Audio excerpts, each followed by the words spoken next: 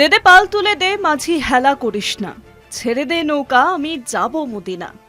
বিধানসভা ভোটে ভাটিয়ালি সুরের এই গানই হয়ে উঠেছে সায়নী ঘোষের প্রচারের হাতিয়ার। বিশেষ করে বাংলার মুসলিম অধ্যুষিত এলাকায় এই লোকগানের মাধ্যমে ভোটারদের মন জয় করছেন তৃণমূল নেত্রী। সম্প্রতি ভাইরাল হওয়া এই ভিডিওকে তার জলজান্ত নিদর্শন হিসেবে ধরাই যায়।